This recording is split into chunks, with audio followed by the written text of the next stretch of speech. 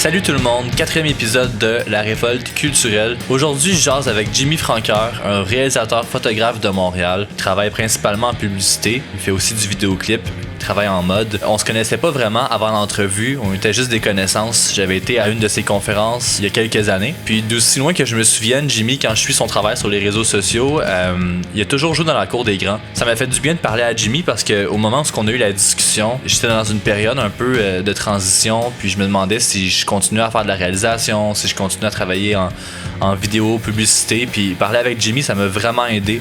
Super inspirant. Jimmy, c'est quelqu'un de sensible qui fait les choses pour les bonnes raisons. Et aussi, son parcours est assez unique. Donc voici ma discussion avec Jimmy Francoeur.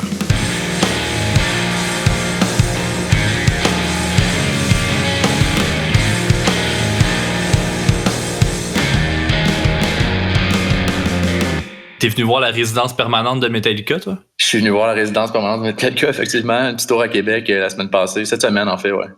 C'était pour un projet ou t'es un gars de Québec, toi? Non, je suis un gars de Montréal, born and raised. Moi, je suis la gars Maisonneuve à Montréal. OK. Mais oui, je suis appelé à travailler à Québec parce que j'ai des clients là-bas. En fait, des mandats que je fais pour des clients à Québec. Fait qu'on est appelé souvent à aller travailler là-bas. T'es-tu capable de me dire c'était pourquoi ou c'était sur un close? Non, ça, je peux te le dire. En fait, ça fait déjà 3 ans que je travaille pour la compagnie qui s'appelle Mode Choc, qui est une compagnie qui est pas vraiment à Montréal. C'est comme des boutiques un peu style l'aubainerie, un mélange de l'aubainerie puis Winners, je te dirais. Puis c'est un bon. J'ai rencontré les clients, j'ai rencontré l'agence aussi. L'agence c'est Ogilvy à Québec. Puis il aimait bien mon style de réalisation. Il faut dire que comme réalisateur, je fais beaucoup de lifestyle, de mode un peu, puis du beauty. Fait qu'ils m'ont approché pour un peu... je veux pas être pompeux en disant ça, mais ils m'ont approché un peu pour emmener le brand ailleurs, là, côté réalisation, côté image de marque. Puis ça fait 3 ans qu'on travaille là-dessus un peu, parce que tu veux pas amener ça du jour au lendemain ailleurs. Il faut vraiment t'écouter ta clientèle. Fait qu'on fait 2 campagnes par année. Puis toi, là, c'est la 3e année. Puis là, cette année, j'étais inclus dans le créatif. Habituellement, un réalisateur, c'est plus appelé à la fin là, du projet. Ouais. Pas à la fin du projet, mais l'agence a un concept, ils cherchent les bonnes personnes pour les exécuter, puis tout arrive juste avec une couple d'idées. Mais pour celui-là, ils m'ont vraiment inclus dès le début, fait que ça me ressemble beaucoup, puis c'est des super bons clients. Fait que tu sais, j'hésite pas des fois à aller travailler justement en région. Tu sais, j'aime comment je peux dire, j'aime quand les gens t'appellent puis t'écrivent des courriels puis que ça te fait du bien de lire ça, de faire comme wow, ces gens-là veulent travailler avec moi, ben tu sais, je vais y aller. Tu sais, faut pas être dans la vie, faut pas des fois juste miser sur les grosses marques cool. Faut c'est un beau challenge. Puis c'est ça qu'on était en gros, c'est ça qu'on était tourné à Québec. Cool. Fait que toi, dans le fond, t'es photographe, t'es réalisateur. Est-ce que t'es aussi monteur vidéo? Fais-tu un peu de post-prod? Ou non, pas en tout. J'ai commencé, ça fait 12 ans là, déjà en photo, puis j'ai comme pris peut-être une tangente réalisation il y a à peu près 6-7 ans. Ça a comme venu un peu tout seul comme ça. C'était comme un peu... comment je pourrais dire? C'est venu tout seul un peu dans ma vie comme ça, où est-ce qu'à un moment donné, la caméra 5D commençait à faire du vidéo. Fait que je disais, je vais essayer ça. Puis j'ai commencé à faire du vidéo un peu avec la même signature que qu'est-ce que je faisais en photo. Puis ça n'a pas été long que je pense que les gens aimaient bien ma signature déjà en photo. Fait qu'ils m'ont fait confiance comme réalisateur. Puis je pense que ma force, c'est ça en ce moment, quand je prends des mandats un peu publicitaires, par exemple, je fais la photo still, puis je fais la réalisation aussi. Puis je trouve que ça se rejoint un peu plus. Il y a des gens qui diraient que la plupart des photographes deviennent directeurs photo parce que, bon, c'est le contrôle de l'image. Mais moi, je trouve que le réalisateur et le photographe, c'est un peu la même job dans le sens que tu amènes ta vision, tu diriges tes gens, tu amènes ton univers. Fait que c'est pour ça que je suis allé vers le côté réalisation. Puis de plus en plus, c'est ça. Je fais un peu moins de contrats de photo, je t'avoue. Ça me fait un peu mal au cœur parce que tu n'as pas le choix. Là, un mandat de réalisation, souvent, c'est 3 semaines, 1 mois, là, quand même, dans mon horaire. Fait que c'est dur de venir rentrer des shootings photos là-dedans. Fait que, comme je disais, ma force, c'est surtout aux clients d'être capable de faire les deux. Puis c'est vraiment vers ça que je suis comme à l'aise. Là. Il y a du monde qui pense des fois que réalisateur, c'est comme arriver sur le set à 8h le matin, puis quand c'est un rap à 9h le soir, c'est fini. Mais non, non. 2-3 semaines avant, tu t'es cassé la tête à faire un concept et à mettre ça en place. Après ça, pour les 2-3 prochaines semaines à venir, t'es en salle de montage, puis tu te casses la tête à ce que ça tienne debout. Tu sais, je veux dire, c'est être réalisateur sur un vidéo, c'est pas mal, tu l'as dit, c'est 3 semaines, 1 mois par mandat, des fois plus. Oui, exactement. Puis la beauté de tout ça, en fait, c'est que je suis un gars de gang, je suis un gars de famille, un gars d'équipe, puis la réalisation, c'est ça qui est le fun, c'est tu fais des belles images sur le tournage, tout le monde est content, mais après ça, tu donnes ça dans les mains d'un monteur qui, lui, va amener ça des fois ailleurs, puis il va faire de la magie avec ça. Puis un coup, t'es content avec ça, t'amènes ça en son, puis le gars, il fait de la magie, puis le gars en colo fait aussi de la magie, puis tu sais, à un moment donné, ça finit plus. Tu sais, dans ce que je trouvais qu'en photo, déjà, je trouve la photo est un peu plus, je veux pas pleurer sur mon cas, mais la photo est peut-être dévalorisée, je te dirais, depuis à peu près 5-6 ans. Ah, totalement. Tu sais, dévaloriser, démocratiser. Tu sais, pour vrai, le monde pense que photo, c'est comme c'est quasiment bénévole à cette heure-là. Ben oui, mais je trouve que c'est facile. Puis tu sais, puis la photo, ben c'est ça, la photo, c'est tu fais un photoshoot, t'as des clients, il y a une bonne photo, on a mis 5 étoiles sa photo, ta retouche, c'est fini. Tu sais, il y a pas so much you can do, là. Mm-hmm. Mais tandis qu'en réalisation, il y a toujours façon quand même d'emmener ça ailleurs. Puis c'est ça que j'aime. Tu as quand même du temps pour y penser, tu as quand même du temps pour dormir là-dessus, puis emmener ça ailleurs. T'sais. Tu te rappelles-tu du moment où est-ce que, tu sais, la première fois que tu as réalisé un gros projet, puis tu t'es couché le soir, puis tu t'es dit, hey, là, tu sais, je suis capable, là, je l'ai fait, je suis réalisateur dans le fond. Tu te rappelles-tu d'un moment clé où est-ce que tu as fait, hey, ben, ça marche mes affaires? Ben, c'est sûr que ma première gig dans une agence, là, parce que pour être réalisateur, il faut que tu sois quand même représenté par une agence, pas vraiment. Ben, tu peux être réalisateur. Tu sais, moi, je fais juste de la pub dans la vie. Là. Je fais pas de la fiction, je fais pas du drame, je fais pas whatever, je fais pas de série télé. Tu sais, je fais même quasiment pas de clip. Je fais exclusivement de la pub. Fait que pour travailler un peu, il faut avoir une agence qui te représente, une boîte de prod qu'on appelle. C'est eux qui produisent en fait. Mm-hmm. C'est sûr que la première fois que j'ai fait mon premier spot avec ma nouvelle boîte de prod, puis que je suis arrivé sur le set, puis il y avait comme 60 techniciens, puis je me souviens, tu sais, moi, j'étais un peu un petit peu un look genre mettons punk grunge façon de parler, je sais pas comment dire ça là. Je suis rendu à 40 ans. Non, t'étais plus edgy que le reste. Ben, c'est ça, puis je me souviens je parlais à un gars, puis tu sais moi j'étais comme hey, salut, je me présentais, mais tu sais je me présentais pas en tant que réal, j'étais juste comme hey, salut, c'est Jimmy, puis tu sais puis un gars qui a dit si il est rendu 9h15, les réals sont tout le temps en retard, puis j'étais comme ah man, c'est moi le réal. Il a fait comme oh shit, excuse-moi, tu sais. Tellement que le monde me connaissait pas, puis tellement que j'étais tellement tu sais, quand t'es habitué de faire des trucs à 2-3 personnes, là, t'arrives sur un set, puis on est genre 60, puis tout le monde comment je pourrais dire? Tu sais, des fois, il y a des gens qui vont entrer sur un set, puis ils vont faire comme, c'est bien trop de monde ici, c'est pour ça que ça coûte cher. C'est moi, là. C'est pour ça que ça coûte cher. Ben, c'est ça, tu sais, je trouve que ça coûte cher. Mais finalement, tout le monde a un job, puis c'est ça qui fait que ça avance, puis c'est ça qui fait qu'on réussit à faire de la magie avec le cinéma. Fait qu'on dirait que cette première gig-là que j'ai faite, je me souviens que c'était avec l'agence Cossette, puis c'était une publicité pour les Yogo Liberté, puis je me souviens que moi, je n'étais même pas réalisateur, genre, j'écoutais le film 99 francs, puis je riais un peu de tout ça. Là. Le film 99 francs, en fait, ça parle d'un genre de directeur de création dans une agence, puis à un moment donné, il y a une pub de yogourt, là, puis un peu autour de ça tourne le film 99 francs. Ouais.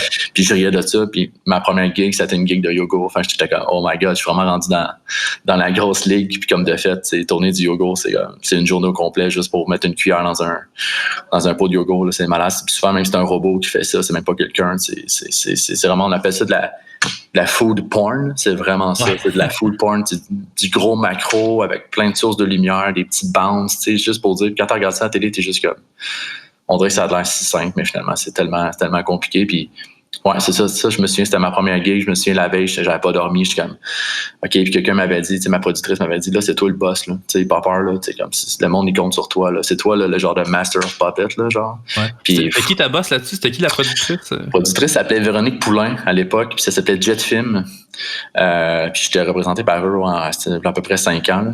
Ouais. Puis ouais, c'est ça, je me souviens, elle m'avait dit ça, puis ben merci, hein, c'est des gens qui m'ont fait confiance, puis toi, j'étais encore avec eux autres jusqu'à aujourd'hui, puis quand je disais famille tantôt, je suis un gars de même, je suis un gars que quand les gens me donnent ils ont une confiance en moi, le vibe est bon, puis ils me donnent ma chance, ben je lâche pas. Mais c'est bon, tu me dis ça, Jetfilm, t'es encore avec eux autres aujourd'hui. Ben, ça a changé de nom une couple de fois tout le temps. Ben, c'est ça que j'allais te dire. Quand j'ai fait des recherches sur toi, j'étais comme, OK, le gars, il a-tu fait genre 5 agences en 5 ans? Mais non, c'est la boîte qui a changé de nom. Ouais, Jetfilm appartenait à Attraction, puis Attraction Média avait Jetfilm et La Cavalerie. Donc, l'Attraction Média avait 2 boîtes de prod, puis déjà, on était en compétition l'un contre l'autre parce qu'on pouvait pitcher contre les réalisateurs de La Cavalerie. Fait qu'à un moment donné, je pense que c'était trop compliqué. Fait qu'ils ont mergé La Cavalerie et Jetfilm, puis ils ont appelé ça Morrison.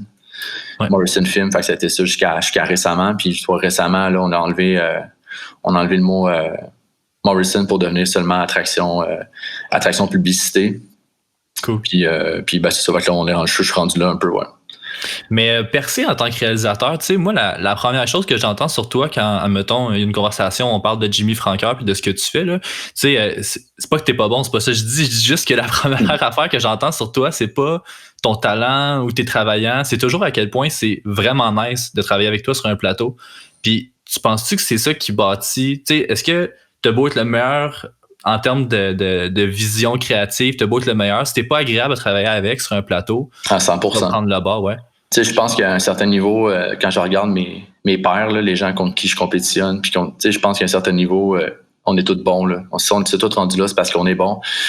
Qu'est-ce qui fait que le monde travaille avec nous autres? Ben, c'est ça, c'est la personnalité, c'est la vibe, c'est le fait que les gens ont une bonne journée avec toi. On l'a dit tantôt, c'est 2-3 semaines. T'sais, pendant ces 2-3 semaines-là, les créatifs me suivent, là, sont avec moi en casting, sont avec moi aux essayages, sont avec moi lors de la visite des lieux de tournage, sont avec moi pendant le tournage. Bon, sont là. Ouais, c'est des grosses journées, hein. Fait que si t'es un pain in the ass pendant 12 heures, oublie ça. Puis Montréal, c'est cool parce que Montréal, les gens vont te donner ta chance, mais ils t'en donneront pas 2 fois. T'sais. Fait que t'es mieux de te faire une bonne réputation, mon chum, si tu veux continuer à travailler. Fait que c'est un peu ça. Puis c'est pas une game que je joue. J'ai toujours été un gars, quand même, un gars comme ça, là, je pense, un gars friendly. Puis je pense pas qu'il y a tant de monde qui me déteste à Montréal, puis vice-versa non plus. Je déteste pas tant de gens non plus. Fait que je pense que le monde aime ça travailler avec moi. Fait que là, au-delà d'avoir un bon résultat, ben, le monde, ils ont eu du fun. Puis je pense que il y a tellement de trucs à faire. Tu sais, moi, je l'ai vu en 6 ans. Ça fait pas longtemps que je fais de la réal, ça fait 6 ans, mais en 6 ans, les clients sont de plus en plus demandants. Fait que, tu sais, t'as besoin comment je peux dire, t'as besoin d'être efficace. Puis même quand il y a des murs qui se mettent devant toi, ben, faut que tu prennes ça à la légère, faut que tu trouves des solutions. C'est ça la job de réal aussi. Pendant un tournage, s'il y a un technicien qui fait tomber une lumière, puis la bâtisse passe au feu, on se souviendra pas du nom du technicien, on va juste se souvenir de la gig de Jimmy Francoeur. Tu comprends-tu? C'est genre, ouais. C'est ça qui arrive, c'est moi qui prends toute le blâme si c'est pas bon, puis c'est moi qui prends aussi les crédits si c'est bon aussi. Mais c'est bon de donner les crédits à l'équipe, je suis comme ça, là, mais je veux dire, c'est que souvent c'est ton nom, fait que ton nom, t'es mieux de le garder vraiment clean, puis surtout avec tout ce qui se passe en ce moment là. Ouais. Fait qu'on en reparlera de ça, mais t'as raison, puis je trouve que c'est bien correct aussi comme ça. Je pense que au-delà de faire de quoi de créativement magnifique, je pense que c'est bon aussi que les gens aient du fun à travailler avec toi. Puis je pense que ça va t'emmener bien plus loin que juste genre une super pub qui est magnifique. Parce qu'une super pub qui est magnifique, ça peut tomber dans l'oubli 2 semaines après, mais quelqu'un qui est sympathique, puis quelqu'un qui travaille fort, puis quelqu'un qui a de l'entre-gens, puis tout, je pense que ça peut t'emmener vraiment loin. Puis ça, c'est dans tous les milieux aussi, on va se le dire. Ouais. T'as-tu besoin d'être entouré toujours de la même équipe, toi, sur les plateaux, ou t'aimes ça essayer des nouveaux talents aussi? Bonne question. Écoute, ça dépend des passes. Je me répète, ça fait 3 fois que je le dis, mais je suis vraiment un genre de gars de gang. Fait que les gens qui, au début, ont commencé avec moi, qui eux aussi, comme, étaient des débutants, puis qu'on a comme monté ensemble, là, je peux dire, on a pris du galon ensemble. Je travaille encore avec eux autres aujourd'hui parce que je suis super reconnaissant qu'à l'époque, elle travaillait pour moi. Surtout qu'au début, quand tu commences comme réalisateur, souvent, c'est des projets pas payants, c'est des grosses heures, puis j'aurais pas été le genre de gars à dire, aujourd'hui, je suis dans une boîte de projet de l'argent, je vais appeler les gros noms. Non, j'ai rappelé ce monde-là. Puis j'étais encore avec eux, je suis aujourd'hui. Sauf que, m'emmener... tu veux te pousser aussi, c'est beau avoir une signature, mais à un moment donné, il y a quand même des trucs qui se passent dans le domaine, et des trucs qui avancent, ça va vite aussi à cette heure avec l'Internet, Pinterest, Instagram, les styles vraiment, je veux dire, d'année en année, ça change, surtout. Ouais, puis c'est dur à suivre, là. Des fois, c'est dur à suivre de savoir, OK, c'est quoi, là, c'est une tendance, c'est un nouveau standard, ça va durer une semaine. Là, je suis très intemporel dans mon travail, là, autant dans ma photo que dans ma réalisation, j'essaie d'être le plus intemporel possible. Fait que, je veux pas faire un truc que le temps que le client sorte ça, c'est plus à la mode, là. Fait que, mais des fois, j'aime ça travailler avec des plus jeunes aussi, parce que justement, eux autres, ils ont, comment je pourrais dire, ils ont cette tact-là, puis je pense qu'un bon réalisateur, en fait, c'est quelqu'un qui sait super bien s'entourer, tu sais. C'est ça le secret, un réalisateur tout seul, c'est rien. Hein? Ouais. Fait que des fois, j'aime ça tester des nouveaux monteurs, des nouveaux DOP, justement, qui ont peut-être un autre point de vue, puis c'est le fun. Puis des fois, je tombe vraiment, puis j'ai des coups de cœur. J'en ai eu dans les dernières années des gars puis des filles que j'ai testés, puis j'ai vraiment adoré. Fait que des fois, oui, des fois, non. Puis en même temps, ça sécurise aussi d'avoir la même gang parce que, tu sais, moi, j'arrive sur le plateau puis je sais que ma maquilleuse, ma styliste, mon équipe technique, je les connais depuis des années. Je sais qu'ils sont pas en train de parler aux clients puis faire des conneries, là, fait que c'est le fun. C'est dur. En fait, vu que je fais juste de la pub, c'est dur de donner une chance à quelqu'un, tu sais. En photo, parce que t'as quand même des comptes à rendre en pub. Là, des fois, il y a du gros cash en jeu, puis le client, tu veux le garder de ton bord. T'sais. C'est ça. Fait que, Fait que on dirait que je cherche une certaine qualité, je peux dire, tandis que quand je fais de la photo puis je fais des créatifs, ben là, c'est plus facile, c'est un travail que je fais pour moi, pour mon book, fait que c'est plus facile d'essayer d'autres mondes, puis là, c'est justement là que souvent je rencontre des nouvelles stylistes que là, par après, je vais emmener vers mon côté publicitaire, parce que justement, je commence cette fille-là a une bonne vibe, ou ce gars-là a une bonne vibe, puis ça va juste emmener de quoi de mieux sur le set. Là, tu me disais, t'es un gars de gang, premier plateau que t'es arrivé, t'étais un peu punk, un peu grunge, tu sais. Parle-moi donc un peu de, pas ton enfance, mais période adolescence. T'étais-tu plus sportif, artistique? Ça ressemblait à quoi quand t'étais plus jeune? C'est une bonne question. Mettons, adolescence, mettons 14-15 ans, là, vraiment, j'étais vraiment, moi, je suis né en 80, fait que mettons qu'en 93-94, c'était vraiment Nirvana à fond, le grunge, Stone Temple Pilots, c'est vraiment... genre Kate Moss, je pense que ça a une certaine signature sur ma photo aussi, là, le côté contrasté, noir et blanc. Il y a tout un côté un peu rock à mes photos aussi. Pas rock, là, mais tout un côté un peu rock. Brut, ouais, voilà. Fait quand j'étais jeune, ouais, c'était plus ça. Avant ça, j'étais beaucoup sportif. J'ai joué au hockey toute ma vie, là, jusqu'à justement 14-15 ans, jusqu'à temps que, à un moment donné, je me rende bien compte que j'allais pas aller loin en hockey. Puis mon père, je me souviens, avait dit, tes chums ont toutes des guitares, ça tenterait pas d'avoir une guitare, toi aussi? Puis mon père on avait un garage qui était comme adjacent à la maison à l'époque, mais mon père m'avait construit un local de pratique, puis on se ramassait tout le temps là pour jouer de la musique, puis j'avais jamais pensé vraiment, j'avais jamais pensé jouer de la musique étant plus vieux, j'en ai joué jusqu'à à peu près 22-23 ans, mais c'était rien de sérieux, là. On faisait genre jammer pour jouer des covers, on composait rien, mais après ça, je pensais jamais, mettons 10 ans plus tard, même pas 10 ans plus tard, 5 ans plus tard, faire de la photo, vivre de ça, puis un autre 5 ans plus tard, être réalisateur. Là, je pense que j'ai réussi justement parce que je l'ai fait pour les bonnes raisons. Là. J'ai juste laissé le travail venir à moi, puis je pense que c'est ça aussi, la part des gens que j'admire dans la vie, c'est des gens que je peux dire, l'art est arrivé sur leur chemin sans qu'ils veulent le faire. J'ai rien contre les gens qui vont étudier là-dedans. Je trouve ça correct, puis c'est un choix personnel, mais la plupart des grands photographes et des musiciens que j'admire, c'est pas des gens qui sont allés à l'école de la photo, c'est pas des gens qui sont allés au conservatoire, c'est juste des gens qui avaient cette facilité-là, je peux dire. Puis la photo, moi, j'ai commencé ça pour le fun, sans prétention. Là, puis à un moment donné, il y a quelqu'un qui me dit c'est cool, qu'est-ce que tu fais? Puis petit peu, j'ai fait mon petit bonhomme de chemin, comme on dit, mais je pensais jamais faire de la photo. Là. Je peux pas te dire que quand j'étais jeune, j'avais un appareil photo, puis non, c'est pas vrai. Là. J'ai commencé à faire de la photo peut-être à 25 ans, 26 ans. Mais tu sais, je pense que c'est quand même une chance que tu as eu que ton père à la maison, tu sais, je sais pas si tes parents étaient très artistes mais tu sais, que ton père arrive puis qu'il te fasse remarquer que, hey, tous tes chums ont des guides, ça te tente pas d'avoir une guitare toi avec, c'est juste ça, t'en dis gros sur, tu sais, j'ai l'impression, puis là je dis ça vraiment rapide, mais j'ai l'impression que tes parents, c'était pas l'argent qui comptait dans la vie, c'était plus de faire ce que t'aimais. Oui, exactement. Puis ton père, il devait être tanné aussi, là, tous les week-ends de se réveiller très tôt le matin pour aller me porter à l'aréna, puis tu sais, ça aussi, là. Mais oui, mes parents m'ont tout le temps encouragé, là. Tu sais, moi, je suis enfant unique, fait que je suis comme un peu leur fierté, là. Fait que c'est sûr que, tu sais, quand tu vois aussi des kids de cet âge-là, à un moment donné, qui perdent le contrôle, il y a tellement de parents qui perdent le contrôle sur leurs enfants, puis vice-versa aussi. Tu sais, mes parents, j'ai tout le temps été proche d'eux, je suis encore super proche d'eux, ils habitent à Montréal encore, ils sont encore ensemble, là. Tu sais, je pense que ça a laissé une trace sur moi aussi, là, tu sais, fait que, puis j'ai bien aimé ça que mes parents m'encouragent, puis même quand j'ai commencé à faire la photo, parce qu'il faut savoir que pendant 10 ans, j'ai travaillé comme opérateur de presse. Là. C'était ça mon travail. Attends, quoi? T'étais opérateur de presse? Ouais, entre 19 ans et 29 ans, j'étais 10 ans dans une shop de carton. J'étais opérateur de presse. J'étais pressier. Là. Ouais, c'était ça ma job. Ouais. C'est ton bien drôle. Hey, moi, je m'attendais à ce qu'on parle de comme, tu sais, là, ado, tes premières gigs, tu sais, l'école, tout. Non, pas en tout. Là, tout OK. T'étais opérateur de presse, c'est malade. J'ai sorti du cégep, en fait, puis j'avais un oncle qui travaillait, puis j'étais une job étudiante, puis finalement, je suis resté accroché là-bas, ça payait bien, puis comme de fait, à cette époque-là, j'avais encore un band, fait que c'est là que j'ai commencé à m'acheter des guitares, un vintage, des amplis, parce que, tu sais, je faisais du cash pour l'époque.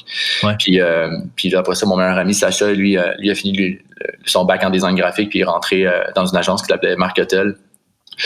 Puis toi, moi, je commençais à faire des photos pour des amis. Là, les soirées électro, ça commençait à Montréal, le milieu 2000, là, genre. C'était comme un peu la mode, le Terry Richardson, ces affaires-là. Fait que là, moi, le milieu 2000, là, j'avais genre 9 ans. Là, fait en tout cas, moi, milieu 2000, j'avais 20 ans, 21 ans, 22. Fait que là, j'allais dans ces soirées-là avec justement une caméra avec un flash. Puis là, tu sais, le monde aimait ça, comment je peux dire, s'exposer puis montrer leur truc. Fait que là, je faisais des photos puis je mettais ça sur un blog que j'avais. Puis à un moment donné, c'est ça, il y a Magazine Voir, Nightlife, Urbania, tout dans le même mois, genre, on commencé à me contacter pour faire comme « Ah, man, c'est cool ton style de photo. » Puis tu vois, là, déjà, là, j'étais rendu à peu près 26-27 ans. Mm-hmm. Donc, en 2006-2007. Mais ça, c'est fou, c'est avant l'ère d'Instagram, Facebook. Là, oui, c'était fou. C'est dans le temps qu'on avait MySpace, puis qu'il fallait aller, nous, genre, fallait se déplacer sur un site web, puis aller voir l'album photo d'un site web pour voir le retour d'une soirée. C'est une autre époque. Là. Chez Nightlife, puis chez Voir, je me suis vraiment déplacé pour aller rencontrer l'éditrice en chef du magazine, puis j'avais un portfolio en cuir avec mes photos imprimées dedans. Là, c'était vraiment ça. Oh my God. C'est parce que Facebook est comme arrivé en 2005-2006. Fait que, encore là, Facebook, à l'époque, il n'y avait pas d'outils vraiment pour te faire une page de photographe. Là. Ouais. Fait, puis après ça, tu vois, quand j'ai commencé à avoir mes premiers contrats, c'était surtout des trucs de mode que je faisais, puis des bands. Ben là, tu vois, j'ai dit, fuck that, je vais lâcher ma job. Au pire, j'aurai un autre job on the side, c'est pas grave. Puis finalement, j'ai pas eu besoin de ça. J'ai toujours bien réussi à gagner ma vie. Puis ça fait 10 ans aujourd'hui. Ah, mais c'est cool, ça, le shift, ça n'a pas été trop drastique du jour au lendemain, du genre, guys, moi, je lâche tout, puis je retourne à l'école, ou tu sais, je vais juste faire un changement, un 180 sur ma vie. On dirait que ça s'est fait vraiment de la bonne façon, ça s'est fait naturellement. Oui, c'est ça, exactement. J'ai pas eu cette pression-là. J'avais déjà un job, j'ai vraiment fait plus ça par le plaisir, puis je pense que, comme je disais tantôt, je l'ai fait pour les bonnes raisons, tu sais. Mm-hmm. Fait que ouais, une belle. Je suis quand même fier de ça, là, je veux dire, d'avoir connu aussi. Ça, c'est un autre truc qui m'a comme un peu forgé, c'est d'avoir connu c'est quoi aussi travailler fort, là, tu sais. Puis aujourd'hui, je pense que le fait d'être travailleur autonome puis de bien gagner ma vie, ben je l'apprécie encore plus parce que je sais c'est quoi faire 40 heures semaine à 40 degrés dans une shop de carton, là, tu sais. Ouais, puis de pas travailler pour toi, tu sais, dans le sens, oui, tu as des clients travailleurs autonomes, mais au final, tu travailles ton art, tu sais, t'es un passionné, tandis que dans une shop de carton, c'est un peu plus dur d'être passionné puis se dire que tu fais ça pour toi, là. Ben oui, vraiment, vraiment. Puis, tu sais, c'est vraiment à Star, c'est ça qui est le fun, c'est mon nom, tu sais, c'est mon nom qui est associé à mon travail, c'est pas une compagnie, c'est, tu sais, fait que quand quelque quoi comment je peux dire, qui réussit, ben je suis content, ben c'est moi qui ai travaillé dessus, tu sais, c'est ça qui est le fun. T'ennuies-tu tu me disais le portfolio en cuir, t'es déplacé, tu t'ennuies-tu un peu de l'époque, parce que tu sais, je l'ai pas connu, là, moi j'ai gradué du cégep, puis on était en plein dans l'explosion des stories puis des lives Facebook. Ouais. Mais tu t'ennuies-tu de l'époque où est-ce que c'était un peu plus, pas matériel, mais que on consommait moins tout trop rapidement, puis qu'on prenait le temps d'apprécier peut-être un peu plus les photos ou les articles? Ou... Je te dirais que oui, mais en même temps, je suis tellement un gars... d'Internet, disons ça comme ça. Je suis tellement un gars de réseaux sociaux, puis je joue beaucoup la game, j'aime ça, tu sais. Fait que je pourrais pas comme un peu chialer contre ça. Puis même tantôt, on en parlait en début d'entrevue, genre, on disait la photographie, ça s'était beaucoup démocratisé. Tu sais, moi, je veux pas être le genre de gars qui dit ça. Je veux plus être le genre de gars qui se dit, OK, ben ça, c'est un challenge, puis comment moi, je peux emmener mon travail ailleurs en rapport à ça, tu sais. Je pense que c'est plus cette vision-là qu'il faut avoir quand t'es photographe, de voir des jeunes qui ont des milliers et des milliers de followers, comment je peux dire, juste sur le fait qu'ils ont des belles colos puis des belles affaires. Tu sais, je suis pas ce genre de gars-là. Moi, je suis genre, OK, c'est ça qui se passe en ce moment, ben c'est ma job à moi de faire ma place. Puis, sauf que moi, je suis chanceux parce que j'ai 10 ans d'expérience en arrière de la cravate. Fait que, tu sais, moi, je travaille beaucoup en publicité, puis les gens en publicité, ben, ils veulent travailler avec des gens d'expérience. Fait que souvent, les gens en publicité vont pas aller chercher ces genres de photographes-là. Puis ça, c'est correct aussi, dans le sens que ces gens-là ont beaucoup de followers, mais la plupart vivent pas tant que ça de la photo. Fait que c'est vraiment c'est de la poudre aux yeux la part du temps. Mais de là à dire ça me manque-tu, ben tu sais, pas tant. Je pense que c'est plus facile en ce moment. Puis c'est plus facile pour n'importe quoi. Là. Moi, quand je cherche justement un DOP ou une styliste là, j'ouvre mon Instagram, des fois je tombe en amour avec des affaires que je vois, c'est qui cette personne-là, je la contacte, puis là, tout d'un coup, on se retrouve que 2 mois après, on travaille ensemble, tandis qu'avant, probablement, j'aurais passé totalement à côté de ça, ou tu sais, j'ai encore des gens, des fois, qui m'écrivent pour aller prendre des cafés, des étudiants, mettons, qui sortent de l'école, puis tu sais, malheureusement, j'ai pas le temps, tu sais, je viens d'avoir un enfant, fait que je trouve ça plate parce que à l'époque, j'aimais beaucoup ça. Tu sais, moi, dans la vie, quand j'ai commencé, j'écrivais à des photographes que j'admirais, puis ces photographes-là, ils me répondaient, puis ils analysaient mes trucs, et tu sais, ils répondaient à mes questions, puis j'étais content que eux soient là pour m'écouter puis pour m'aider. Puis aujourd'hui, je veux être ce gars-là aussi. Tu sais. Fait que souvent, quand les étudiants m'appellent puis ils veulent me parler de comment ça se passe dans le milieu de la photo, j'y vais tout le temps. À cette heure, j'ai un peu moins le temps, puis ça, c'est sûr que ça me fait un peu plus chier parce que j'ai pas l'impression de redonner genre au suivant, mais c'est juste ce côté-là qui manque un peu, le côté vraiment human. Mais sinon, je veux dire, ça l'aide tellement, je veux dire, les réseaux sociaux. Je pense pas qu'il y a grand monde qui se réveille le matin et qui tape www.jimmyfranqueur.com. Ça se fait plus. J'ai encore mon site web parce qu'en agence, c'est ça qui présente. Puis ma boîte de prod, c'est ça qui présente aussi aux clients. Mais sinon, le nombre de contrats que j'ai sur Instagram, sur Facebook, c'est fou. Fait qu'il faut en profiter. T'as-tu l'impression que, tu sais, là, t'as dit découvrir des talents que tu n'aurais pas connus autrement que par les réseaux sociaux? T'as-tu l'impression que les réseaux sociaux, c'est en train de briser dans plein de sphères, là, mais c'est en train de briser une forme d'élitisme qu'avant, c'était juste la vidéo, la photo, les arts, ceux qui travaillent avec des grosses marques ou des modèles vraiment, vraiment connus, c'était juste comme permis pour une élite portion. Ouais, c'est ça, il y avait comme un groupe fermé, puis qu'on est en train de briser ça complètement, puis on est en train de prouver à tout le monde que genre non, tout le monde peut y arriver, là. Oui. Mais en même temps, je pense qu'il va y avoir un retour un peu du balancier aussi. Je pense que j'ai tellement entendu d'histoires de compagnies justement qui voient des jeunes qui ont, mettons, un gros buzz en ce moment, puis même des magazines à Montréal que j'ai entendu parler, des couvertures de magazines, que des photographes qui ont des gros buzz, puis ils engagent des photographes, là, finalement.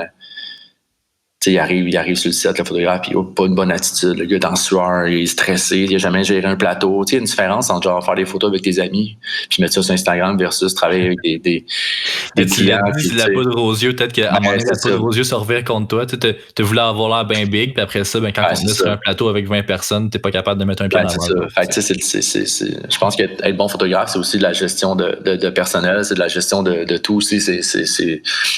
Faut oser, il faut prendre des risques, il faut parler, il faut communiquer, il faut être à l'écoute du client aussi. Tu veux pas être non plus le photographe qui est une rockstar puis qui s'en fout de ma job. Moi, je suis payé parce que je suis un fournisseur de quelqu'un, je suis fournisseur d'une agence, je suis fournisseur d'un client. Le client a une idée puis il veut l'emmener ailleurs. Comme je disais tantôt avec Modchuck, c'était ça. Là, c'était genre, hey, on compte sur toi pour emmener notre brand ailleurs. Là. C'est beaucoup d'argent qu'ils mettent depuis des années. Puis j'espère qu'ils en vendent plus de vêtements à cause de ce que je fais. Mm-hmm. Mais je pourrais tout aussi bien dire, je cache mes chèques puis je me calisse du reste. Là, mais c'est pas ça mon attitude. Là.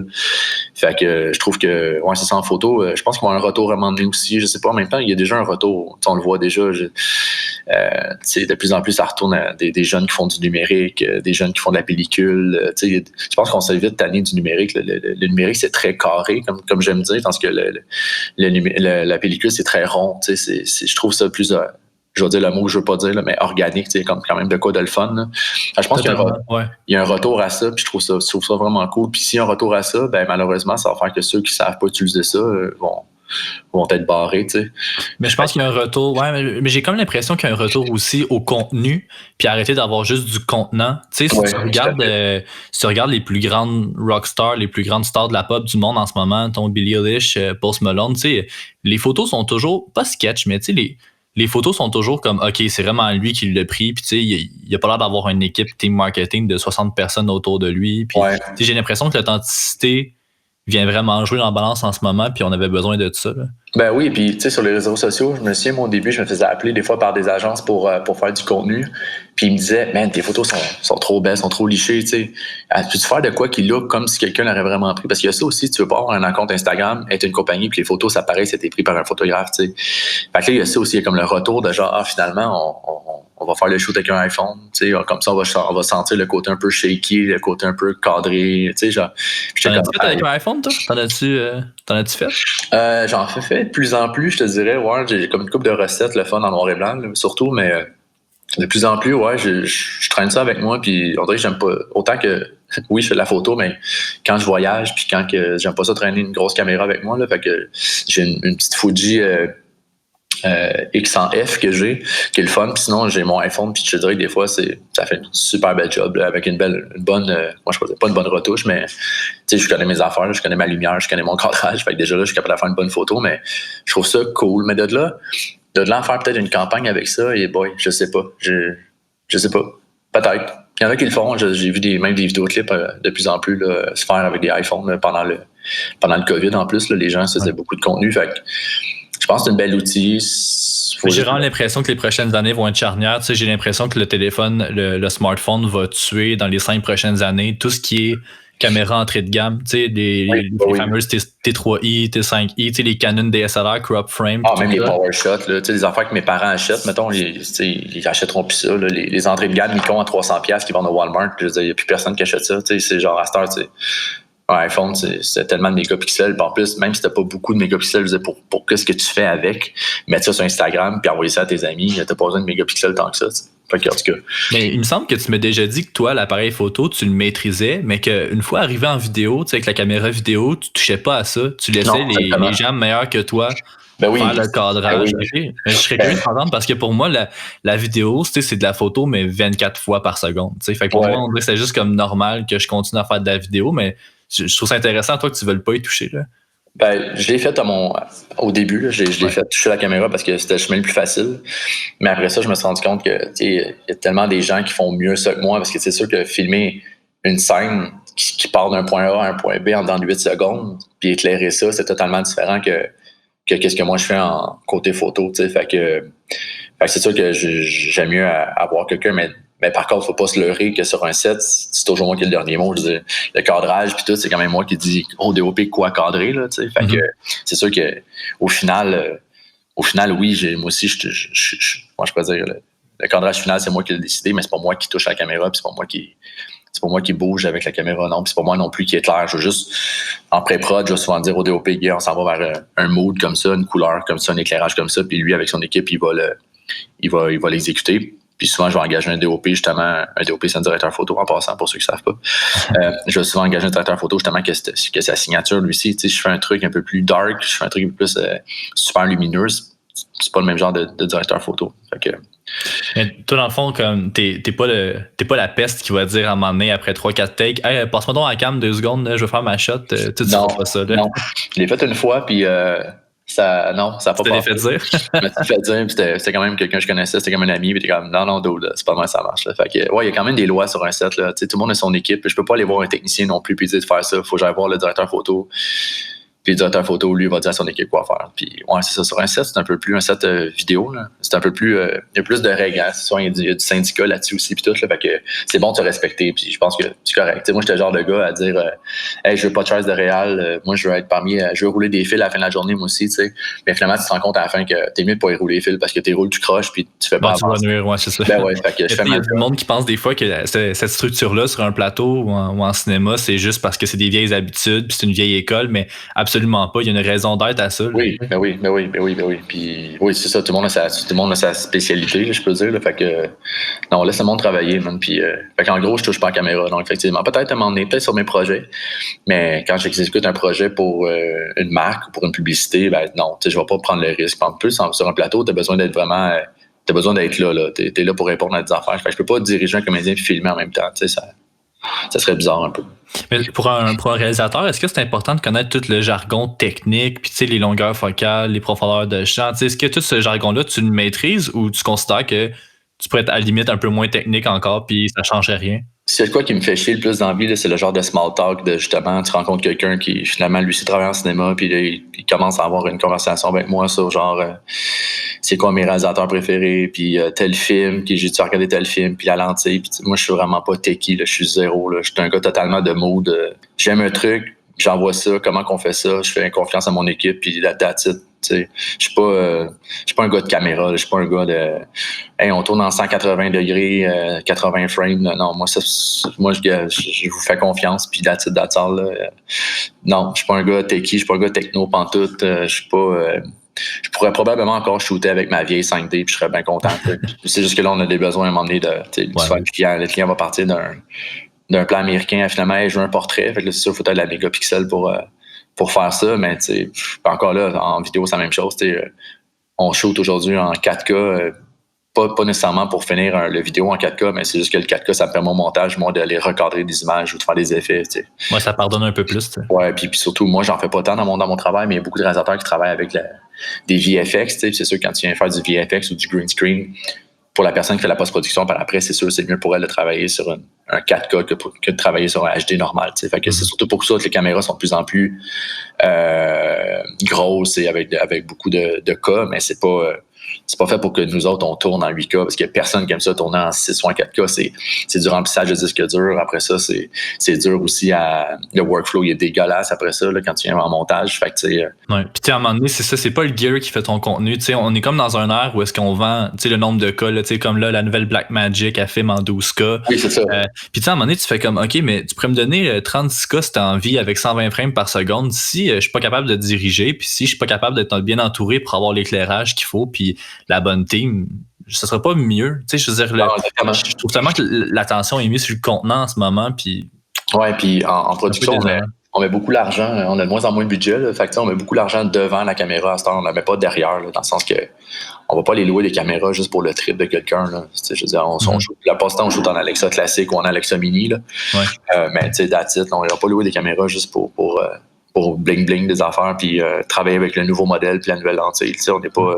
Mais tu sais, souvent, j'ai comme... Là, tu sais, je nomme pas de nom ni rien, mais à un moment donné, je suis tombé sur un DOP qui voulait louer une Red Gemini. Tu sais, pour ceux qui connaissent pas ça, c'est genre, à la limite, on filme The Hobbit avec ça. Là. Oh, oui. Il voulait louer une Red Gemini, une grosse caméra je pense que c'est 68 000 $, whatever.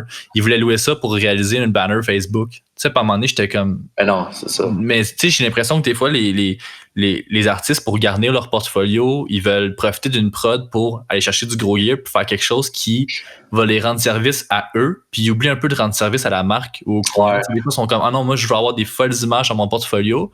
Mais là, on était dans un contexte où est-ce que, ben, tu sais, ton portfolio, c'était pas ça qui était important en ce moment, c'était le contenu puis la campagne, tu sais. Ouais, c'est sûr que avec le DOP, tu sais, je dis que j'étais pas très techno, mais tu sais, il y a tout le temps le DOP qui veut ces fameuses lentilles anamorphiques, là, tu sais.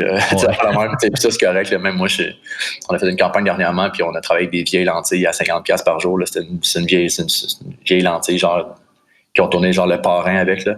OK.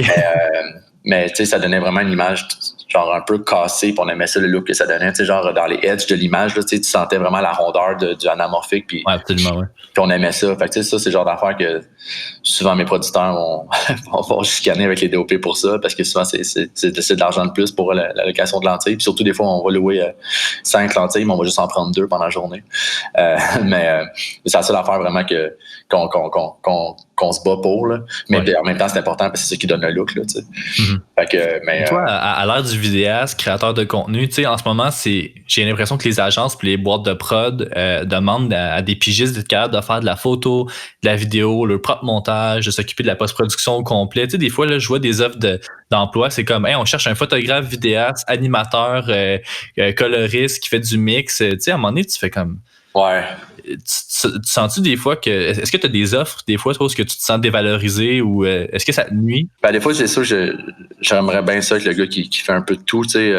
En même temps, où ce que je suis rendu, ça sert à rien, mais tu sais, quand, mettons, j'ai commencé, j'aurais aimé ça, apprendre le montage, la colo, même faire un petit peu de son, parce que c'est sûr que quand tu commences en réalisation, souvent, tu pognes des gigs pas trop payantes, là. Fait que c'est sûr que c'est le fun de ramasser toutes les cachets de tout le monde, là, mais ouais, j'ai quand même regretté ça, mais j'étais chanceux, j'ai tout tombé dans la grosse la grosse business, comme on l'appelle, puis tu sais, tout le monde a un peu leur tout le monde est bon dans qu'est-ce qu'ils font. Les campagnes que je fais aujourd'hui, c'est des campagnes immenses, c'est des gros budgets. Fait que, je pense que ça m'apporterait rien d'être monteur, mais en même temps, je suis content parce que déjà, j'ai déjà mes problèmes à régler en tant que réalisateur des fois pour me battre avec le client puis gérer les affaires. Que là, en plus, je serais en montage puis quelqu'un me demanderait de faire un truc puis je serais pas le top, tu comprends-tu, là? Tu sais, je serais comme, je me sentirais pas à l'aise vraiment. Puis même chose, tu sais, comme, tu sais, je travaille souvent avec un DOP, puis sur ses projets, il fait toujours sa colo, puis je trouve ça magnifique ce qu'il fait. Puis là, à chaque fois qu'on fait des trucs ensemble, je suis comme, d'où, viens faire la colo, man. Je veux dire, mon agence, ils sont down avec ça. Puis il est comme, non, man, je suis pas à l'aise. Tu sais, genre, on dirait qu'il il est un peu comme moi aussi, tu sais, c'est genre, probablement, j'aimerais ça, faire de la direction photo, mais je le ferais vraiment sur un de mes projets. Tu sais, j'irais pas comme me pointer avec un Kodak, genre, sur une grosse prod, puis dire que je suis capable de faire la direction photo parce que je me sentirais un peu imposteur, tu sais. Mm-hmm. Mais c'est sûr que de plus en plus, il y a ça aussi, tu sais, le contenu qui se crée aujourd'hui, c'est du contenu qui va sur Instagram, c'est pas des gros budgets. Fait que c'est sûr que les autres, ils cherchent le gars qui est capable de tout faire aussi. Puis, tu sais, je pense que travailler avec une personne aussi, ça rend le workflow un peu plus léger aussi, tu sais. Fait que, là, quand on te cherche sur Google, là, ton nom il apparaît là, juste ce matin, là, quand j'ai fait une petite recherche, là, ton nom il sort sur Flanelle Magazine, le magazine Voir, le Baron, la Fabrique culturelle, t'es souvent dans le grenier aux nouvelles. Ouais. Tu sais, là, tu fais principalement de la pub, des clips, tu vas virer à Québec. En plus, t'es papa, genre, c'est comme le plus gros projet d'une vie, d'être papa. Ouais. Man, c'est quoi ton secret? Comment tu fais pour avoir comme... T'as-tu une journée de plus par semaine que tout le monde? Non, mais comme je disais tantôt, je joue beaucoup avec les réseaux sociaux. Tu sais, bon, le grenier aux nouvelles, on va se le dire, le grenier aux nouvelles, c'est un endroit où on va chercher le matin les nouvelles qui ont rapport à la publicité. Fait que c'est sûr que aussitôt que moi je tourne une pub, souvent l'agence va le mettre dans le grenier aux nouvelles. T'sais, ils vont dire, mettons, Cossette a fait une nouvelle pub de McDonald's. Puis là, mon nom il est dans les crédits. Bon, c'est ça. Flanelle, c'était avec, je me souviens, c'était une fille qui s'appelait Sarah White, qui est excellente photographe d'ailleurs aussi. Puis elle était venue me voir pour un projet, parce que moi à l'époque j'avais déjà fait un magazine qui s'appelait Perle. C'était un magazine un peu sexu fashion, appelons ça comme ça. Puis elle avait quand même eu du succès. Puis enfin, elle était venue me voir elle pour que je l'aide. Puis j'avais vraiment beaucoup aimé son projet, fait que je l'avais aidé. Puis par après, c'est sûr qu'aussitôt je faisais des éditoriales. J'aimais ça lui donner à elle, tu sais, tant qu'à donner ça à des sites web qui cherchent du contenu en tabarouette, puis j'aimais mieux lui donner à elle. Je trouvais que c'était le fun. Fait que souvent, mes éditoriales ou mes créatifs que je fais en photo vont sur Flanelle. Puis je trouve ça bien correct, je trouve ça cool. Comme je disais tantôt, tu sais, je suis resté accroché à elle parce que justement, je trouve ça de bonne personne, puis c'est pas vrai que je vais aller ailleurs juste pour associer mon nom avec quelqu'un de plus cool. Ouais, mais tu sais, vu que tu fais majoritairement de la publicité, puis que, tu sais, souvent, je sais pas souvent, c'est tout le temps un client envers qui tu es redevable, tu sais, tu joues avec son budget. Toi, est-ce que faire des éditoriales comme ça, photos pour Flanelle, c'est un peu ton échappatoire? C'est un peu comme la façon pour toi de... Ouais, tout à fait. C'est ça qui garde le feu allumé en dedans, comme que j'aime dire souvent. Là, c'est ça qui garde... parce que la photo, en fait, faire un créatif côté vidéo, c'est quasiment impossible. Il faut louer des caméras, il faut avoir des assurances. C'est plus compliqué, mettons, faire un créatif vidéo. Malgré que j'en ai déjà fait, là, mais tandis qu'en photo, c'est plus facile. Puis oui, c'est le fun aussi. Je pense que c'est le fun pour tout le monde aussi, parce que souvent, les gens qui travaillent en pub, c'est eux que j'appelle aussi pour faire mes créatifs, les maquilleurs, stylistes. Fait que là, c'est une journée où est-ce que justement on crée pour nous, puis il n'y a pas de clients, puis c'est le fun. On peut essayer des trucs, je peux dire. C'est ça, c'est vraiment le fun. Fait que, puis comme tantôt je disais aussi, la photo, j'en fais de moins en moins. Fait que c'est sûr que quand je fais ça, je suis super content. Puis oui, je suis un gars qui est super confiant dans la vie, mais je suis un gars qui est anxieux aussi. C'est sûr que c'est important pour moi que mon nom circule puis que je me fasse pas oublier. Fait que je suis un peu un workaholic. Là.